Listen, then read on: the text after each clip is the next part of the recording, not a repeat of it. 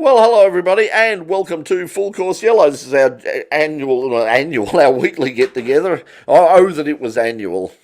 It feels every week. So it feels like a year at the moment, but it's our weekly sort of get together where we just sort of hang around on a Thursday night and talk a bit of motorsport as well as if whatever else comes into our head during the hour or so that we're actually on the air. Now, remember, if you'd like to be a part of the conversation, you can certainly do that. You can go online, whether you're watching us on Facebook or YouTube, and just make your contribution, ask your question. If you've got any specific questions or any topics you'd like us to discuss, please pop them up online, and we will hopefully get around to discussing them at some stage. So yeah, and if you, as I always said, if you'd like to actually be on the panel, just drop us a line and say, hey, I'd like to sort of pop up. All you need is a moderately good internet connection and a camera and a microphone and a light, and away you go. So that's if you want to get in front of the camera, you don't have to if you don't want to. But yeah, by all means, comments are always welcome. So let's check out who we've got joining us this week. We've got the as I said, round up the usual suspects. Richard Outram is back with us again. He's been battling with his Hyundai all day. You were telling us you're getting ready for the 1 hour race at Winton at the Yes, end of the month, and you've had some problems. yes. The car could do 3 laps and then would get slow at Sandown. I think scratching my head. Luckily, I put a decent gauge in, which told me my air fuel ratio was going super lean. Worked out, must be the fuel filter. It would not come out. No, nothing. So I had to pull the steering out and the suspension out, just so I could get the fuel line and the filter down below the car. Still wouldn't go. Had to cut the thing off. I think I got most of the problems sorted. So I think I'll probably be heading up to Winton. So what was it? Was it rusted or something? Or what was the reason it was so hard to get off? I don't know. I think it had just jammed. The metal had stuck to the metal, and I think no other mechanic had realised they could get it out, and it had been stuck there since probably the car was bought. And some schmuck like me had to be the one to get it out. Yeah. But the interesting thing, I've got myself a co-driver for the 1 hour race. Oh, okay. So who's that? A friend of mine was in the Ford XB Falcon Club, Stewie, and he's oh yeah, I know. Yeah, he's a good driver, and he's nice and calm. So yeah, I'm happy to have him on board. Paul's just saying that Facebook is not up yet. Facebook, there's been some Facebook. This is why we always say for people to go to YouTube. Facebook regularly has problems because they keep changing their interfaces. Once people learn how to sort of get onto Facebook, and people write the API for it, Facebook change it to make it difficult because Facebook wants you to be there and they don't want you to be on YouTube at the same time. So I'm not sure what the problem is. I heard that there were some problems. I know earlier in the week there were some problems with StreamYard getting onto Facebook as well. So if we're not up on Facebook, well, the people on Facebook. But if we're not on Facebook at the moment, to all those who are watching us on YouTube, you get the exclusive, YouTube exclusive live. We're on Facebook and I can't find us on YouTube, so it's the other way around. Okay, well, Paul sees us on YouTube. Paul's coming in from YouTube, so he must be seeing us. So something, but there's probably not a lot we can do at this end because this is all being handled through StreamYard, which has been pretty good in the past. But anyway, let's talk about what's been happening. A few things popping up today. Oh, I will point out, certainly talking Formula One. This afternoon, Renault or Alpine Formula One released their interim livery for the new car, and this is what it looks like. So I don't know. This is what they're calling their winter livery. So that's good. I like it. Yeah. Yeah, I think that it comes up more sort of black.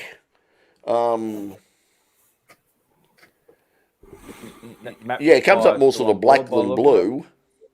But yeah, it is supposedly blue. But anyway, it's only an interim livery, so this is not what it will look like. But they've just sort of put it up. This is a teaser. This is probably their testing livery. and all that. But yeah, it looks pretty good, I think. So yeah, so what do we think about it? Some of the colours look like a throwback to older generations of cars, Yeah, especially well, that diagonal stripe. It looks familiar to a rallying paint scheme that was on A110s. yeah, no, But they you're had right. Yeah, like the blue background with the stripe. yeah. Well, they said that that's what they were. That's what they were saying. So, so apparently we are on Facebook now. So, so hello Facebook. We've been saying lovely things about you while you've been Do we away. care about Facebook? Oh, we do.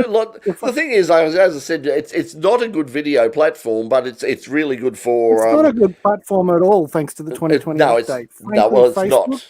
if I wasn't managing a particular camera-orientated group, I would have deleted it in the last month or so. It's But that the general that public, update is. because it's for the general public though, most people are on Facebook in the world, so it does get its interaction. They're on phones. They're on phones, Yeah, but but that's the anyway. way they interact with the world.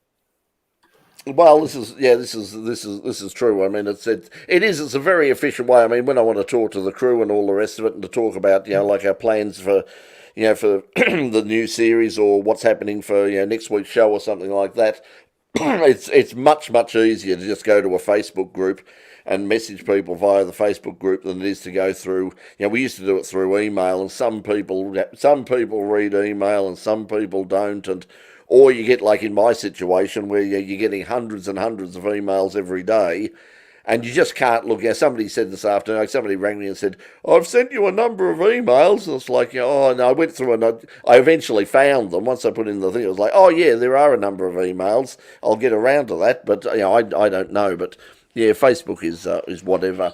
But apart from that, in terms of Formula One, we know that we know now the date that we're supposed to have the Australian Grand Prix. And the interesting thing is going to be, there is some doubt about, even at the moment, about running it in November. And part of the argument that was used against it, I've heard particularly out of Europe, is that what they're not keen about the fact that it's going to be a real stress. They're going to have 3 weeks. They basically had to push together the 3 American rounds.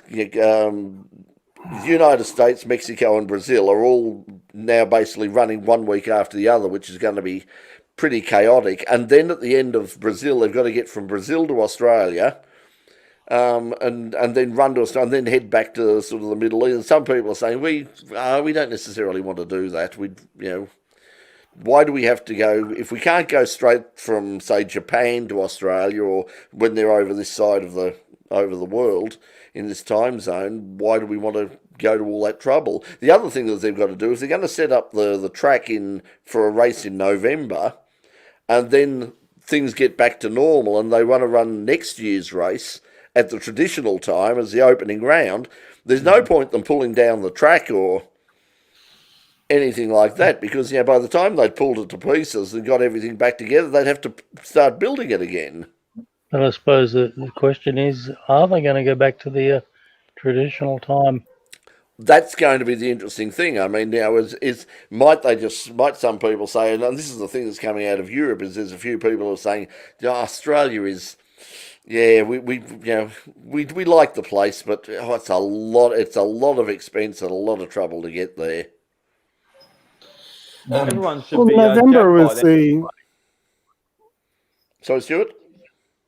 Oh, I was going to wait for Doc there, but November is like the end of the season. That's when Adelaide was on, and frankly, I reckon it'd be better if we were the last Grand Prix. It's the grand final, and then everybody goes on holidays. How good for the tourism industry here would it be if you were starting to get the headlines of Formula One driver such and such seen with family holidaying at and whichever local destination, because that gets people to go to those destinations as well. Well, the crews used to load. I mean, most of the drivers and all that, were on the first plane out of the joint, but a lot of the crews did stay around, and in fact, some of them we met at Le Mans about first or second year we went or something. We met at Le Mans somebody who was used to be with Ferrari, and basically said, I think I'll stay and have a bit of a holiday in Australia, see the rest of Australia when they were in Adelaide, and never went home.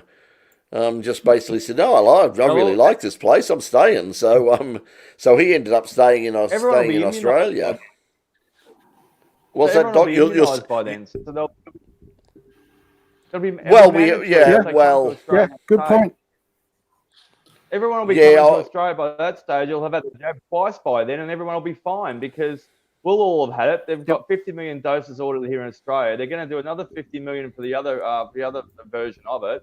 And everyone coming from Europe they're rolling it out quicker than when they can yell hit me with it. So I think it'll be pretty much a standard issue by November. Yeah, that's the experts are sort of saying that what they're worried about. They're saying that even if it goes out, the rate it's going out in England now, which is going out almost as fast as anywhere else, they're still saying that it will be at least 18 months to 2 years before they get the numbers who are vaccinated enough to say that we basically have herd immunity. That's I think it'll be. Well, that's just the bombs being slack, though, isn't it? The Formula One teams they'll make it a way to get themselves all immunised or vaccinated by then, or whatever it may be. So it'll be a priority for them to be all done if they're going to be, especially travelling internationally. It'll be part of the rules. So they'll all go out of their way to go and get it so they can come over here and perhaps stay for a little while. Can't you see the headlines now? Soapy star revs up career with Formula One star. I think that's got a good ring to it. Yeah, well, it wouldn't be the first time. See, this is what happens. Happened with a lot of the cricketers. I mean, I think even tonight, I think Brisbane Heat are playing tonight, and Morne Morkel is playing. And he came from South Africa, and basically, got into a relationship with the girl that was interviewing him on the boundary, and ended up marrying her and coming to Australia. So. But yeah, it's like that. Paul saying he enjoyed the F1 in Adelaide. I think that was the thing. Everybody enjoyed the Formula One in Adelaide. I think they do a fabulous job at Albert Park, but it just never captured the imagination. Like Adelaide was something really, because it had that sort of that small town thing about the whole town sort of. You go into the main drag in Adelaide, and you go into. And people say, "Oh, you're here for the race, isn't it exciting?" And it's just the whole place just became involved with it and really loved it. Whereas here it's just another big sporting event. We got dozens of them. It's like and for a lot of people, it's like, well, is it as big as the Melbourne Cup? No. Is it as big as the Grand Final? No. Boxing Day Test? No. The Tennis Open? No. The thing about it being held in November, and it's an issue that Adelaide had, is the weather tends to be a bit more iffy than it does in March. So I think that'll be a factor. Problem. But that's not a problem. That's a plus. I actually agree. Makes with a race a bit more these days when they're running, and if it gets nice, the weather's nice. If it gets really wet, they start them under pace car, and like 1 year at Albert Park. There was so much standing water on the track that they had to run qualifying on the Sunday because they just couldn't run qualifying. Did that in Melbourne too? Yeah, that's what I'm saying. In Albert Park, 1 year they had.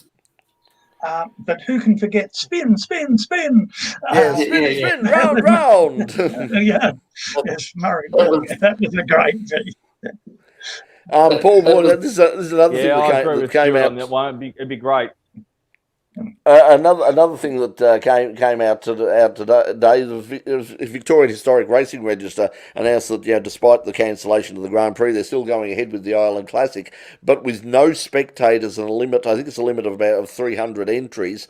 I'm not sure why there will be no spectators. As Paul was pointing out, Avalon Speedway on the had a crowd of 3,000 last Saturday, so that's in a much smaller area than Phillip Island is. So Nyora are running with 1,000 spectators this weekend, this Saturday night as well. No, the difference between Avalon and Phillip Island, as like Paul mentioned there, will be the insurance companies, as in who's backing them and who's saying they can and they can't. Yeah, I'm not sure. I'm not sure about that. I And can't does see Avalon that. fall under CAMS?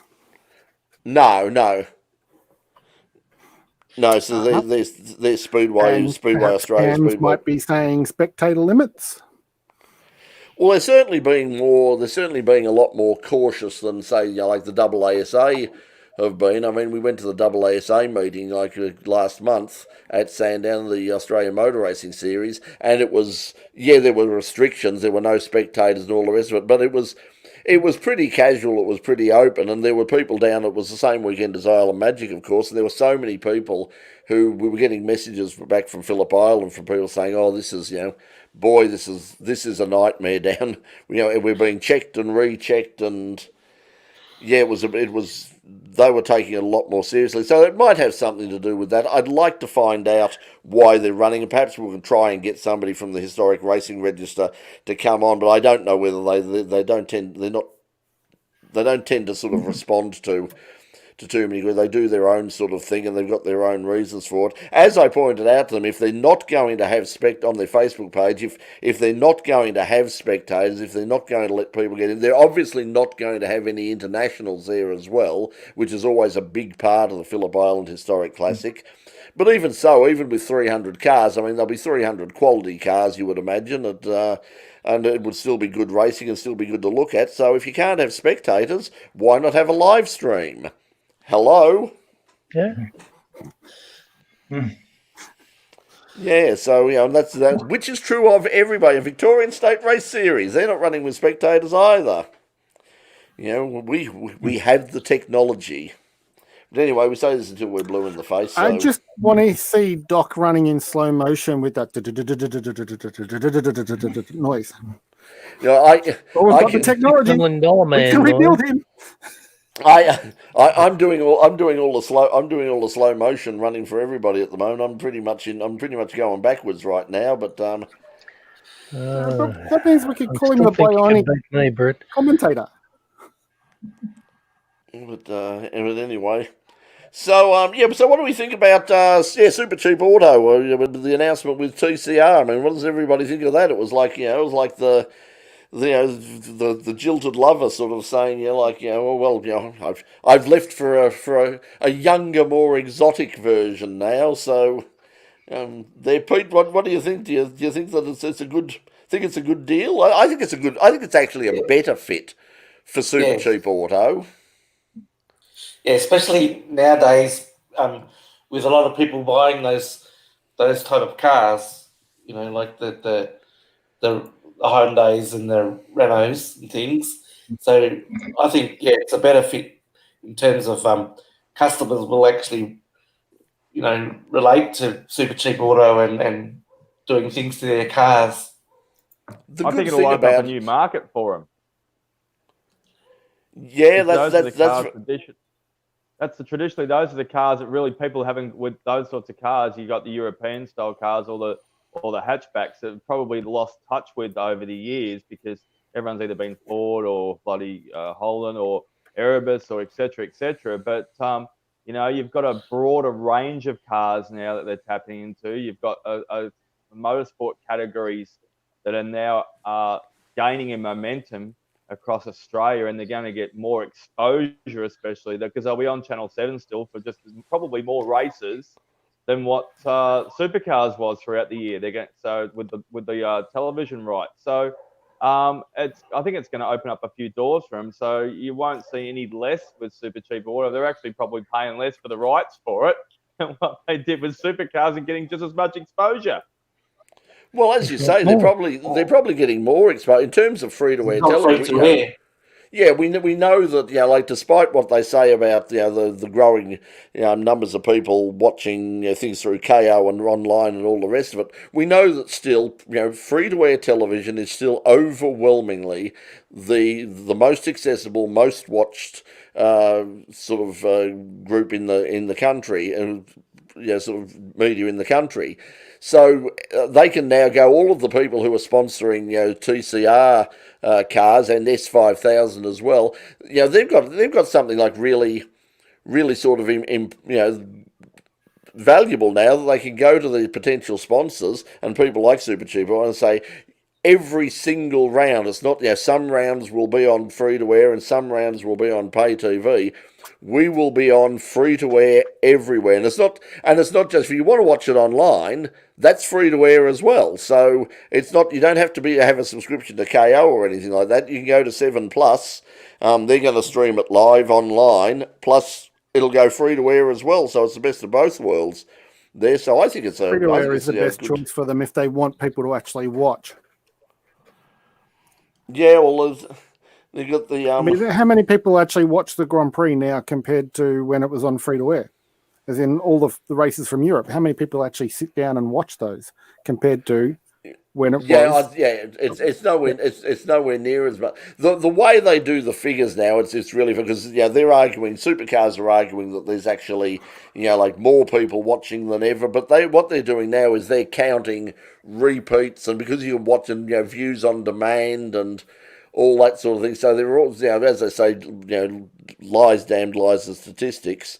I don't think they're getting the sort of figures that they were getting in the past. And I think that's probably one of the problems that supercars have got for the future is that when they putting their package together to replace sponsors, I think still most sponsors are going to say, okay, what's your television package? And if they say, oh well, we've only got 6 rounds on free to air television, but the rest are on KO and Foxtel, it's not going to be as good a sell as every round is live and free to air right across Australia on the 7 network. The figures, as you said. Yeah. At this stage, it is going ahead, the Tassie round. Yeah, so the Tassie round is going ahead. I was, like I said a couple of weeks ago, I was really keen to get down there actually, but I'm obviously not going to make it now. I mean, for a whole bunch of of reasons apart from the COVID-19 thing. It's a bit sort of late in the day, and I'm not sure how how well I'd last there. But I'd love to see that race, the Invitational at Baskerville. That would be fantastic because I've not seen a race at Baskerville like live. I've seen that track only on television. It doesn't get used a lot, and to see the race down there. Also announced today, I think it was yesterday again, was Chaz Mostert joining TCR for a round, and also he's joining the Australian GT Championship in an Audi R8. He's going to be a co-driver in some of the longer races, in the new Australian GT Championship. So so Chaz Mostert obviously has a really good background in GT racing with BMW in the United States in IMSA. He's a good get for that series. So there's people people are sort of moving outside of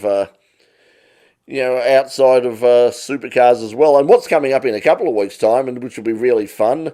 And I think talk about making getting fed lemons or getting lots of lemons and making lemonade out of them. The New Zealand Grand Prix is like. It's basically become a legends race now. It's normally sort of for the new up and comers from around the world, but it's going to have Greg Murphy's coming out at a time. Shane Van Gisbergen is driving there. I think Van der Drift is driving. Kenny Smith, 76-year-old Kenny Smith is going to drive yet again. I think that'll be a lot of fun. That Andre Heimgartner, or someone who we had on the show a few times, he's going to be there. So that'll be fun. So I hope they stream that live. They did last year. So I hope that we'll be able to watch that because that could be an awful lot of fun. Yep. Okay, so what else? Anything else to talk about? Apart from that, it's been pretty quiet. On the Spirit of Tasmania too. Yeah, you said that last week. I'm not. I sort of looked at. that. Stuart's showing something up there now. What's this? There we are. You said the Grand Prix. Yeah, New Zealand Grand Prix. Yeah, so Gizzy, there you Murphy. can see, yeah, Van Gisbergen. So scroll up a bit if you can, Stuart. They've got the just scroll no up the other way. Oh, you mean So, Apple up? yes, my up. Physical up, If you want. There you moving the page up.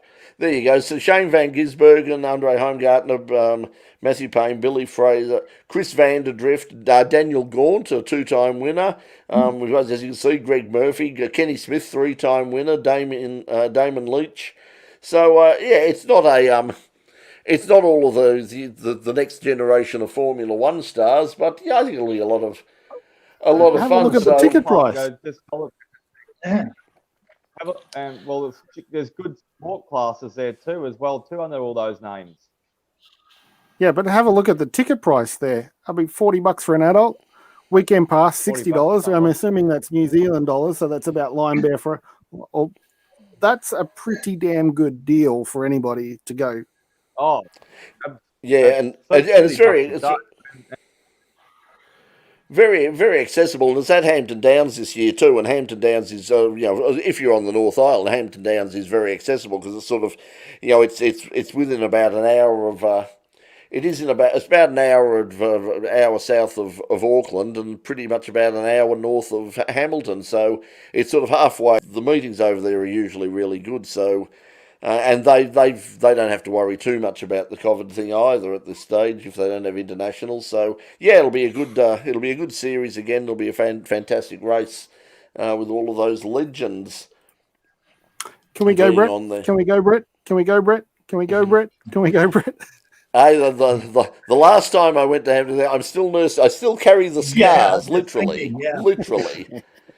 As Richard will well remember, because he was one of the first. He was the second person I called. Melissa was the first, and Richard was the second. Going, I need to get my car home from the airport.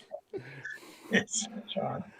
Yeah, so because I can't drive it because I got a broken. Well, at the time I didn't know it was broken. It was just I just knew I couldn't use my arm, but I was hoping by the time I got back to Australia I'd be able to use my arm, but it was pretty. But it was the size of a football by the time I. Yeah, well, that's it. I mean, everybody said, it's like, I said, how is it? And he went, I said, is it broken? He went, 7 places. I was like, oh, what? So, but yeah, it was a great. That was the historic meeting, and that was a fabulous historic meeting. Great track. Yeah, really. So yeah, if you can get over there, I don't know what the situation. I think we're still. They were talking about the bubble, but I don't think Victoria's a part of it. I'm not sure what the situation is for Australians going over there and coming back again. So I wouldn't be travelling anywhere, that you've got to fly in and fly out of at the moment, because there is a very real chance you won't get back.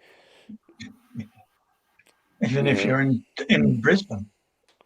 Yeah, well, see, that's what's happened. I mean, that's why the Tassie round going ahead was interesting, because they at one stage it looked like they were going to miss out on big slabs of their field, because say Transat TA2, most of the teams are Queensland based. A lot of them are Queensland based. Some of the TCR teams are based up there. So it was going to be a problem if they couldn't get the Queensland teams in and out. And as some people said, we might be able to go over to Tasmania, but we don't know whether we can come back again. I'm just looking at the distance from Auckland to the racetrack. That's a pretty short drive. And when you zoom into the track itself and have a look at the layout, that is quite a challenging track. Yeah, that layout. I mean, that almost looks like their equivalent of Phillip Island. Yeah, well, see, they've added. Tony Quinn owns it now. Tony Quinn bought it out, so they've finished off the area. Sort of the extension that you see where the pin is dropped at the moment. That's part of the extension. The shorter circuit was, when I went, the short circuit was only open, and they had the plans for the rest of it for the longer circuit. So I'm assuming that they're going ahead. Yeah, so that's another thing. Maurice is saying, so is Bathurst going ahead with people? I haven't heard anything. Has anybody heard anything about whether the opening... I know they're saying that it's going ahead, but I don't think I don't think they've said anything, have they, about spectators? Pete, have you heard anything? Yeah, I don't think they've decided. I think Bathurst Yeah, I is think going they. ahead with Yeah, I think they're spectators holding it and off. limited to whatever the restrictions are. Yeah, so they said that it will be going ahead because we mentioned that last week that it could be a problem. Yeah. But that would be a waste. But as we said last week, I It will still be don't going think ahead with spectators. It'll just be limited to whatever the rules are at the time. Yeah, well, that's it. I mean, and the rules keep changing. I mean, it seems to depending on what what your sport is. As you know, as some people said, like why can you have 10,000 at the test and you can't have sort of 2,000 at Sydney Motorsport Park? More Yeah, you would spaced think out. that motorsport being able to spread out would actually be a better choice for having crowds because you spread out. Well, their argument is that that's the bad thing. That's one of the arguments about Phillip Island. They've said you can't have people. We don't know where people are seated because if you remember, like what happened with the cricket with the third test was when the guy tested positive, they knew exactly what section he was sitting in and exactly who was around him, so they could contact everybody easily and say, okay, everybody in that section on that day needs to get tested. Whereas if you're just going to Phillip Island and you're walking around, just in general, you drive around the circuit and pretty much you'd pretty much have to assume everybody has come into contact with whoever's got it. So that would be Well, everybody with the same You'd have to pass, argue though ticket. with Phillip Island though. Just say they have the VHR event down there and it's not seated, but they ticketed it. If you ticketed, even though you've said you've got all the way around the island to go to, you've still got a amount of numbers. So if they take away the trade shows, they take away the exhibitions, they take away the bits and pieces, all the stuff that's tacked onto it. If you ticketed it, you've still got accountability for the people that are down there. Now, say if it's 3,000 people go down there over the 3 days and they've been ticketed, they know there's 3,000 people. So if they go to something like the tennis or the cricket that you just quoted, Brett, you've got tens of thousands of people. Okay, well then you've still got a small amount of people and there's been the less risk in the meantime. So I just think it's in the too hard basket that they don't want to deal with the spectators and the problems of that, because they can still actually hold it, ticket it, and you're going to have to. You've got less people to contact than some of these other events. They just don't want to do it. Well, one thing on top of that, Doc, is they could quite easily sell the tickets based on number of passengers in a car, and your car becomes your seats.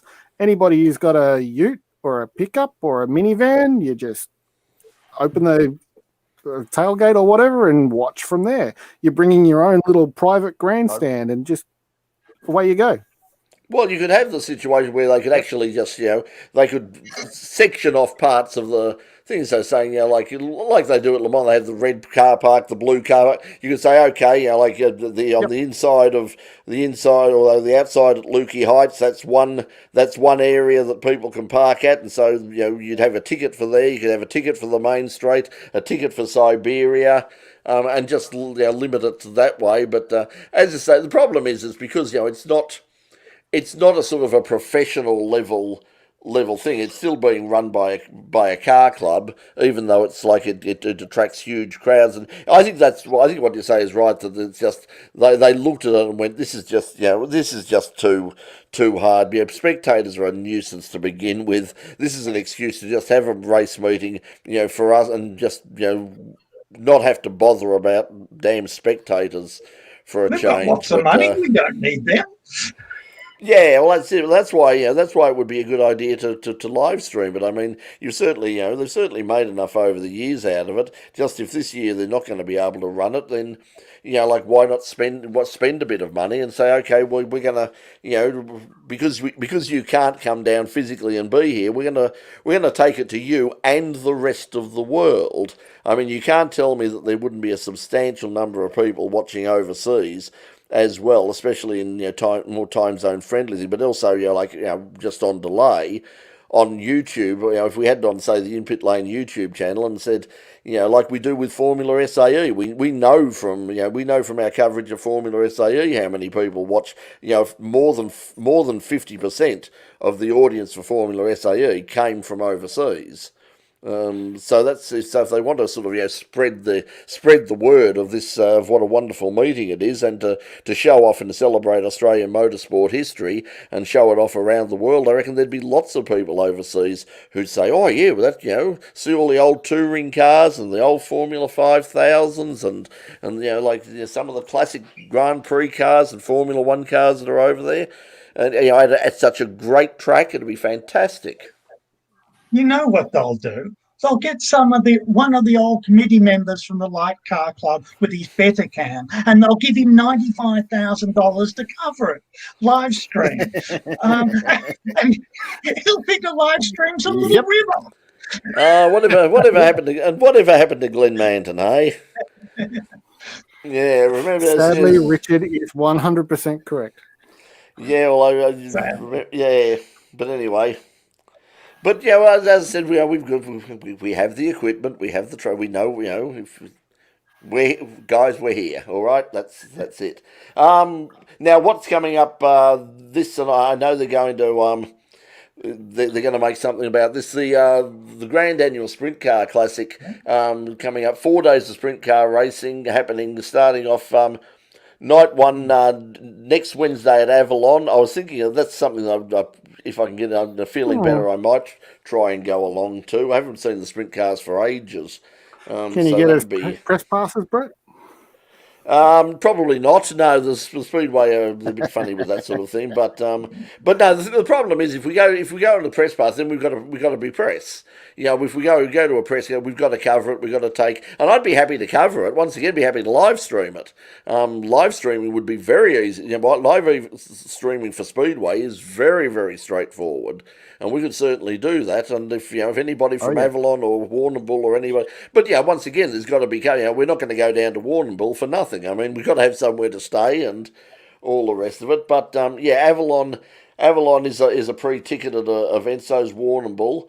But Mount Gambier is a long way away. I mean, on the border, obviously. But so if you want to follow that trail, the Mount Gambier track is absolutely beautiful, and people, if they're into sprint car racing and they've never been, they absolutely should go to that track. It is gorgeous. Yeah, I've never been to that. I've been past it, sort of as going over to Adelaide a couple of times in the past in the Grand Prix. We went past and went, oh, that's the track. But I did the Easter Trail for Formula Speedway back in the 90s, and yes, it was absolutely worth visiting Mount Gambier. The place preparation was amazing. Warrnambool was larger and muddier because it chucked it down, which apparently is traditional for Warrnambool on the Easter Trail. So Warrnambool in the summer might be a different kettle of fish completely. Yeah, well, as Paul's pointing out, Warrnambool has a sort of does have pay for play speedway. That seems to be the go with Speedway. There are people who are doing pay for play, and they had some problems on the weekend. I believe there was a lot of angry punters that they'd paid their money. They broadcast like a number of times from Warrnambool, but they got there and suddenly the connection dropped out, and that was the end of it. So they had to sort of had to give the money back, I suppose. That's the problem. That's one of the problems of pay for play is especially if you're using that money to hire equipment or to cover your costs. If it doesn't go ahead for because of our wonderfully reliable internet. And it's redundancy. I mean, Stu. I mean, like redundancy. But redundancy costs money, lots of money. And yes, I mean, if we were doing, we could say, okay, well, we can make sure that it doesn't fail. We can guarantee you it's going to air. Whatever if you go on the track, we'll be there and it will go to air. But it's going to cost you. Going to cost a lot. Yep. I'm just checking out Avalon Raceway's YouTube page, and it's adverts, and that's it. No streams. Yeah, well, they used heck, to have, if you remember, I mean, even after Formula Speedway finished, Avalon used to have a weekly, used to have a weekly show on 31. It was on Wednesday nights. And that's yep. where we sort of had problems with because they got a bit funny. A couple of times we went and we did some speedway stuff, and a couple of the people involved in that got a bit narky about it. Go, oh, you're moving into our territory, and so it's like, yeah, okay, well, we got plenty of It other was stuff to their cover. post. So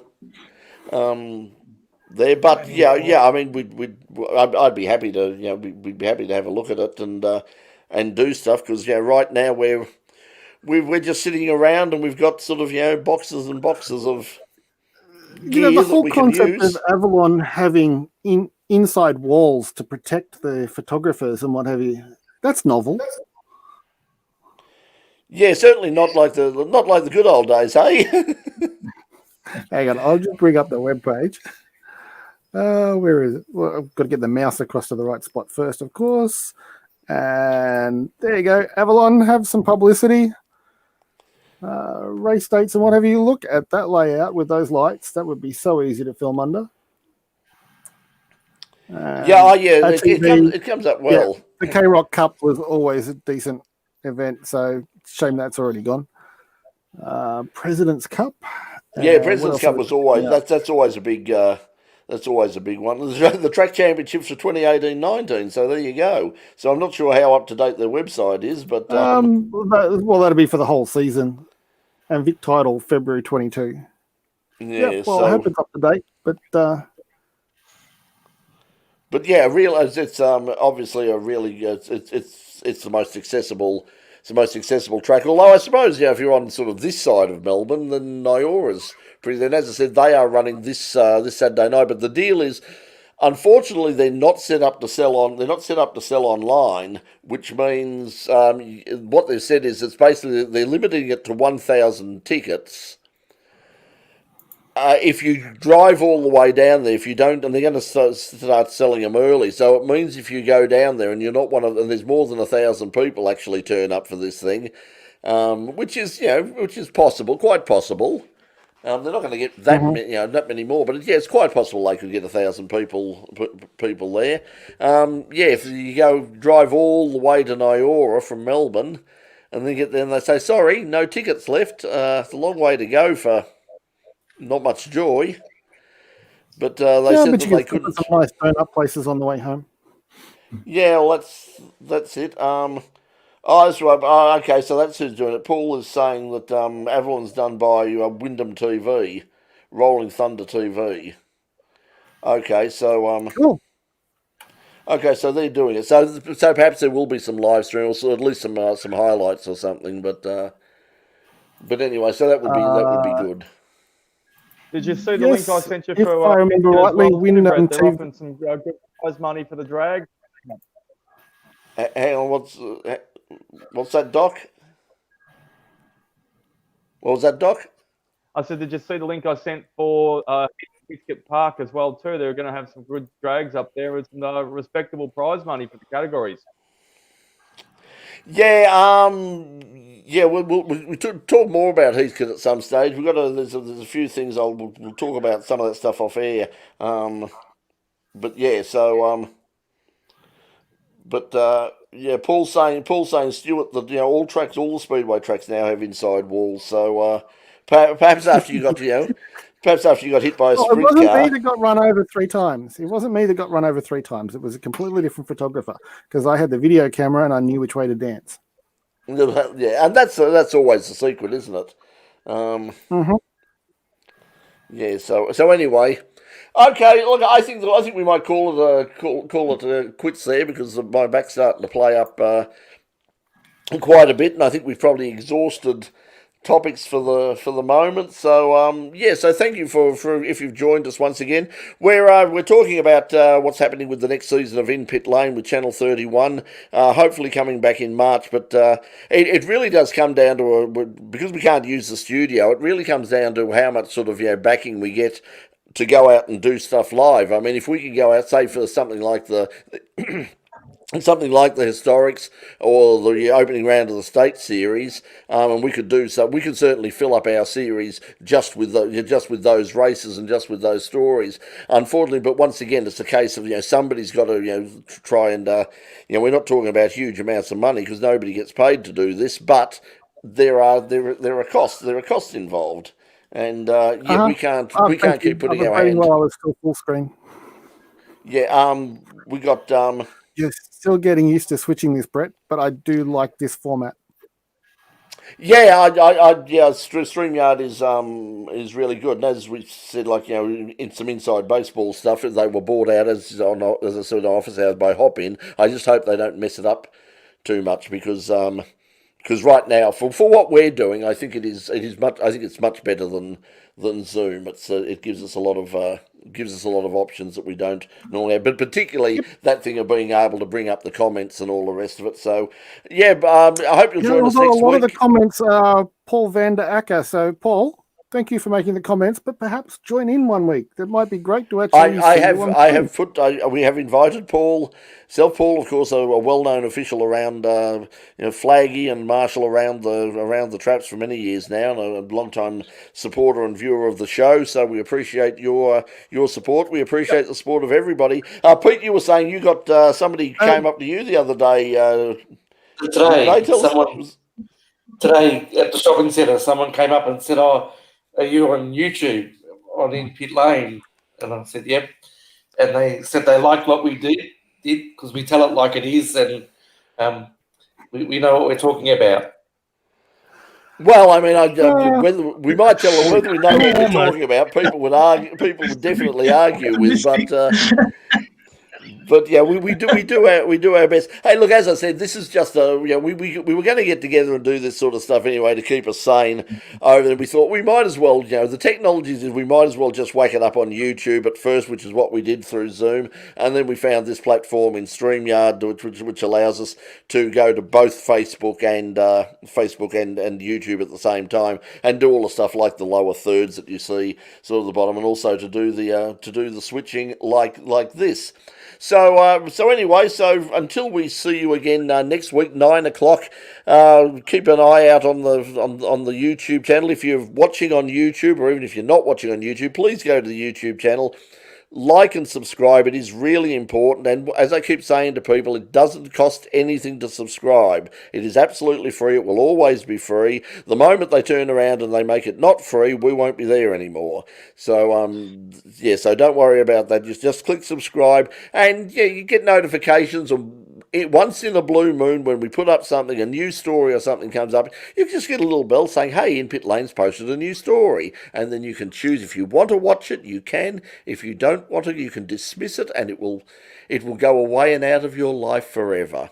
So please do that. We'll see you hopefully next week on the program. Coming up this weekend in terms of racing, in fact tonight, if you switch over after you've finished with us, if you go onto YouTube and you look on the 24-hour series YouTube channel, you will see qualifying for the Dubai 24-hour, which is taking place this weekend. And I'm pleased to say that our friends John Hindhoff and Nick Damon and the crew from Radio Show Limited, Radio Le Mans, are once again doing the commentary and of that this weekend. So that'll be something. I think that actually, because of the situation over there, the race actually is tomorrow night. But anyway, this Stuart's putting up the thing there, but that should be, actually it's not on the 24-hour series. I'm not sure where it is. I will put up a link. We've had our website has been down for, I didn't find out until today that our website's been down for quite a few days. So maybe the website's just unhappy because 2020. Well, yeah. Well, it was some sort of. I fixed it now. Thank you, Giuseppe LaFace, and you don't argue if Giuseppe says that it's a good show, you don't argue with Giuseppe, all right? It's a good show. Yeah, Giuseppe knows what he's Hello, doing. And that's box. How do I push this thing back to the 6 panels? There we go. There you go. Ask and you shall receive. Okay, so that's us. That's us done for for today. We will leave you, as I go there, we will leave you not with a shot of us waving goodbye. We will leave you with another shot of the Alpine liveried Renault Formula One for this year. Until we see you again next week, from all of us here on Full Course Yellow and in Pit Lane, thanks for watching and bye-bye.